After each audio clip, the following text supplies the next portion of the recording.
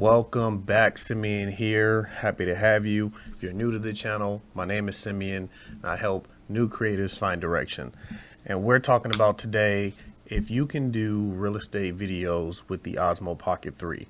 Now, before we dive into this, I'm going to say this so I don't have angry real estate professionals after me. Would I use it professionally on a job? I would not. And I'm telling you this out of the gate. If a realtor hired you for a job and you showed up with this camera, I guaranteed you will not be called back. Even if you can prove that you can do an amazing job with it, they're expecting rigged cameras on a gimbal because it just looks professional. So let me just start with that. Now the lens is around 20 millimeters. So is it wide enough? It can be, but me personally, I don't shoot with any lens that's less than 16 millimeter. Most real estate professionals want you to shoot with the lens as wide as you can. So 16 to 14 is what I normally do because I'm able to capture and make small rooms look bigger. So 20 millimeters is technically pretty wide, but still you want as much room as possible, especially if the house is a tiny one. You need to make it look as big as possible.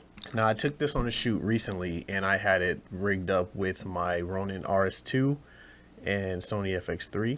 And my plan was just to film with it to have it vertical while my FX3 was shooting horizontal so that I can make a reel and I can make a professional video for the MLS. And while I was there, I was like, why don't I just film both horizontally and compare them? Let's have them battle it out. So when I'm looking back at this footage, I'm looking at the stability, I'm looking at the sharpness, and I'm looking at the color. You guys can look at and judge whatever you want to, but these are the three things that I'm looking for when I'm watching this footage back. Now, when I was on site, I really did enjoy what the Osmo Pocket 3 could do, especially when transitioning from outside to inside.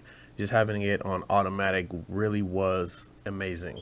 It captured all the colors pretty well, and not being overexposed and then going to underexposed is like a big deal when you're going from outside to inside transitions, because a lot of realtors I know like that slow open front door shot and then you just transition from outside to inside.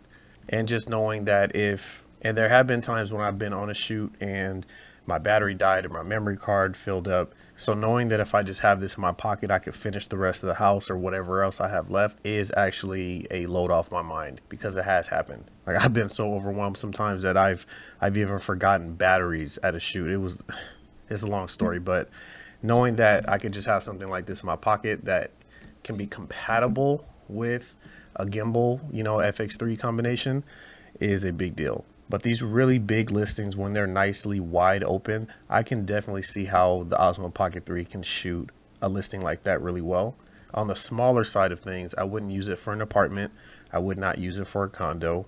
Overall, I think that it is for somebody who's starting. If you want to work on your gimbal skills, if you want to just kind of shadow another real estate videographer and just kind of test out what it would be like if you did film it, I think this is a perfect training tool. There's not a whole lot to learn with it. It's really you just turn it on and go. So if you guys do have a real estate team or you plan on training other people under you, I would definitely recommend using something like that just as a training tool. Get their ninja walk down and overall just kind of prepare them with the shots that they're going to need to capture. Make sure they're getting the right angles, the right composition, and getting comfortable in this lane. I know this is a super quick video, but if you'd like for me to cover more topics like this, please comment below and let me know what you like to see. Those comments definitely help me make content in the future.